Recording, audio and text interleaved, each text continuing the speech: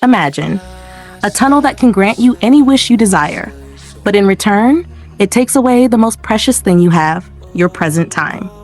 Today's story is about this mysterious tunnel, a tunnel that teaches us one thing: to let go of the past and embrace the present.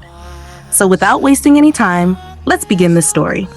At the beginning of the story, we see our main character Kaoru Tona passing by. Then Kaoru's eyes fall on an unknown girl who is waiting for her train. Kaoru asks the girl, "I've never seen you in this area before. Are you new here?" But the girl does not answer Kaoru at all. Just then, there is an announcement at the train station that the train will arrive half an hour late. Kaoru notices that the girl is completely soaked, so he offers her his umbrella. But the girl flatly refuses to take the umbrella and asks Kaoru, "Are you doing this to impress me?" Hearing this, Kaoru says, "My house is nearby and I can go without an umbrella, but if you get sick because of the rain, your family will be worried."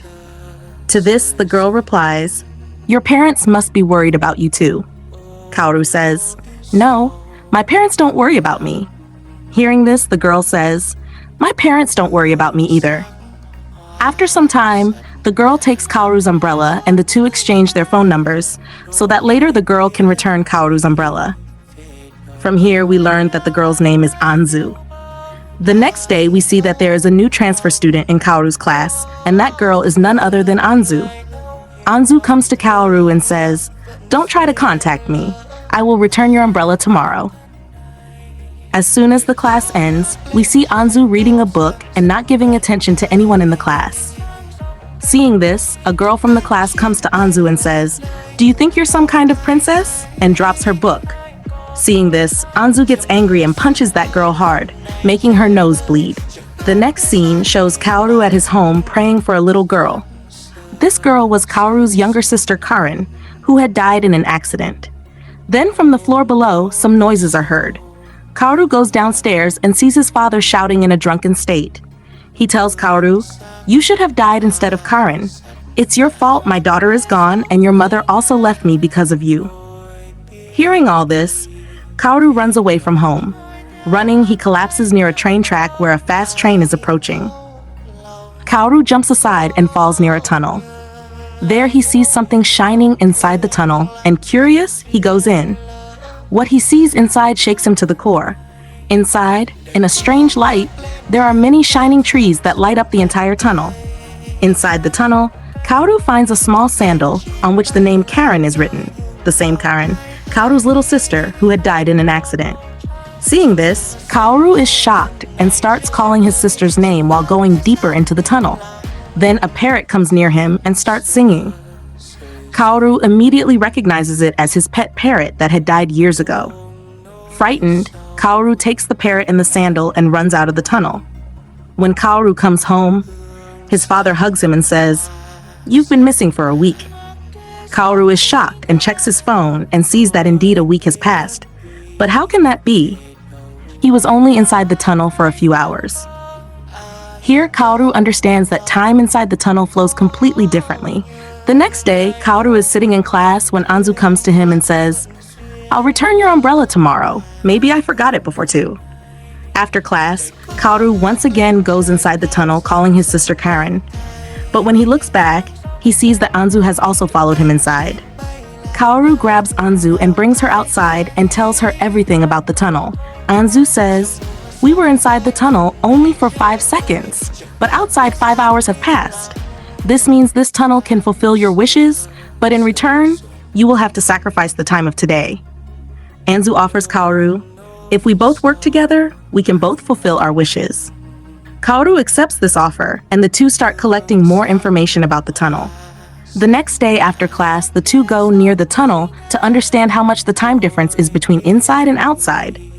Anzu tells Kaoru to keep the call on and go inside the tunnel.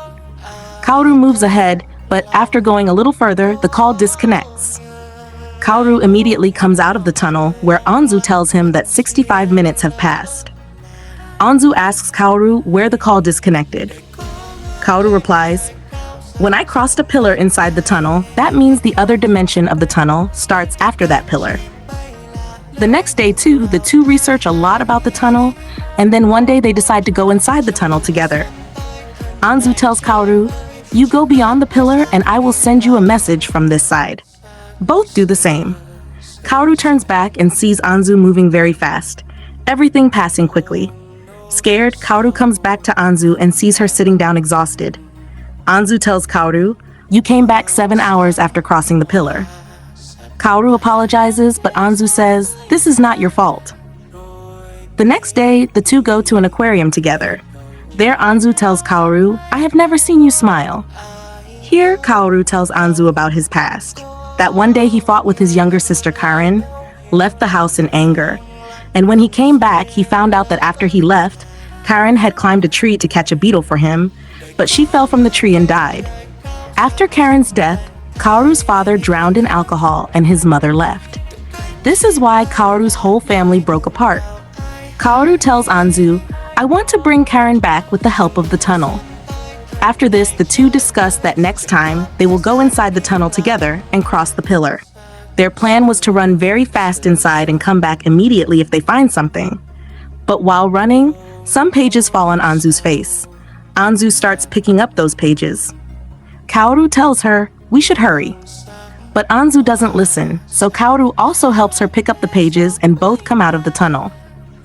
But then because of the rain, Kaoru's clothes get wet and he doesn't want to go back home in that condition, so Anzu takes him to her house.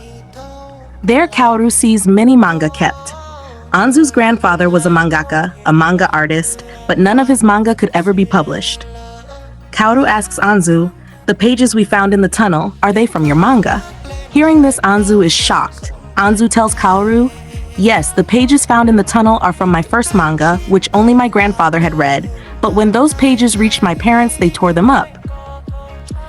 Kaoru asks Anzu, "Why don't you take your manga to a publisher?" Anzu hesitates a little, then says, "There is a lot of competition in the field of mangaka. My grandfather spent his entire life writing manga, but not a single one sold.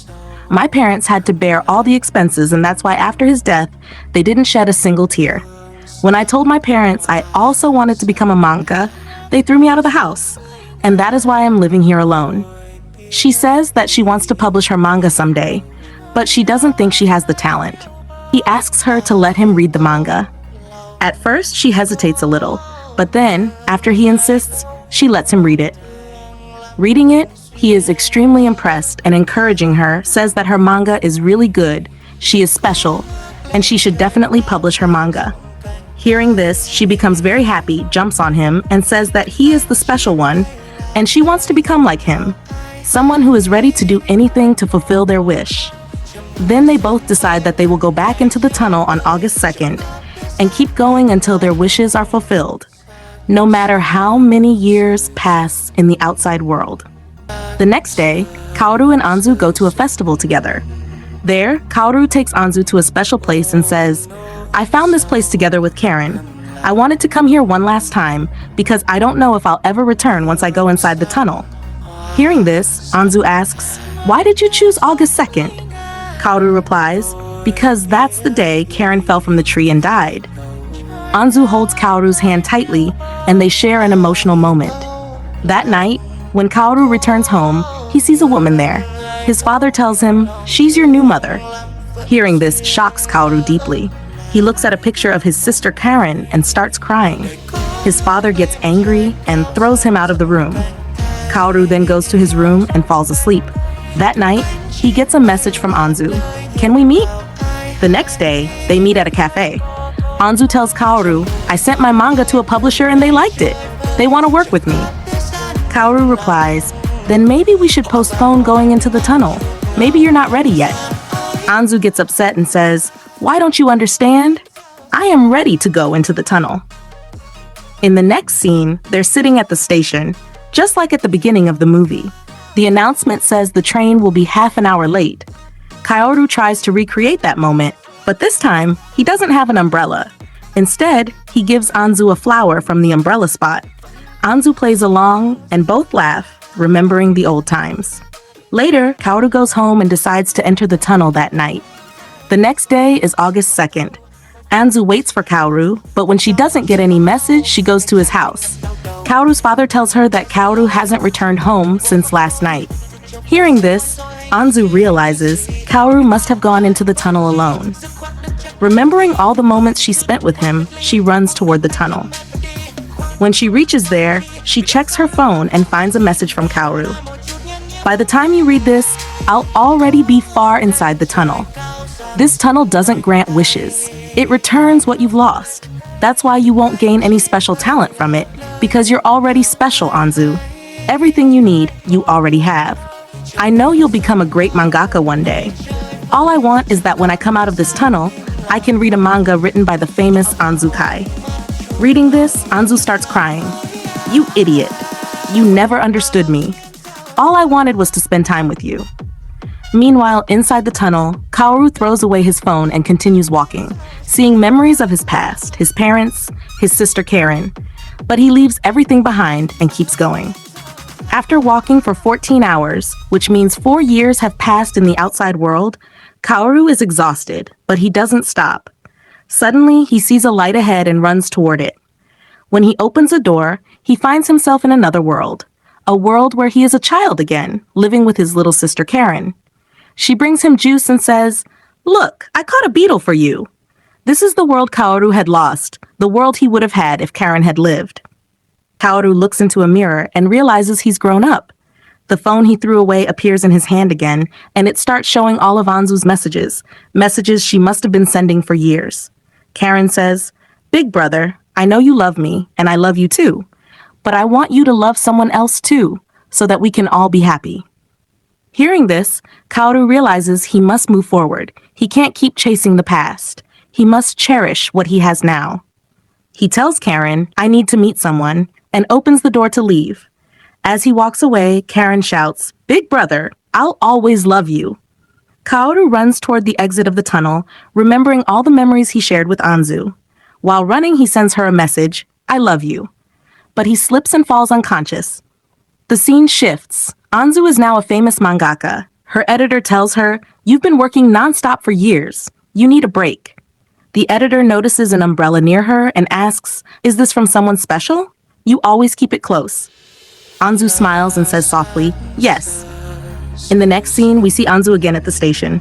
The same announcement plays. The train will be 1 hour late. Tears fill her eyes. Just then, she receives a message on her phone. "I love you." Seeing that, she runs toward the tunnel. Inside the tunnel, deep within, she finds Kaoru lying unconscious. His eyes slowly open and he smiles seeing her. Anzu says, "It's been 8 years since I last saw you." They embrace and kiss. Outside, we realize that for Kaoru, 13 years have passed. 8 years inside the tunnel, plus 5 years since Anzu went in to find him. Kaoru tells her, "I'll definitely read all the manga you've written in these 8 years. Anzu asks, "How did you know I became a mangaka?" Kaoru smiles, "I received all your messages. Maybe the tunnel sent them back to me." Kaoru notices the umbrella in Anzu's hand and says, "It's been 13 years and you still kept this?" Anzu replies, "Of course I did. I had to return it to you." It starts raining. Kaoru opens the umbrella. The two stand together under it, and that's where the movie ends.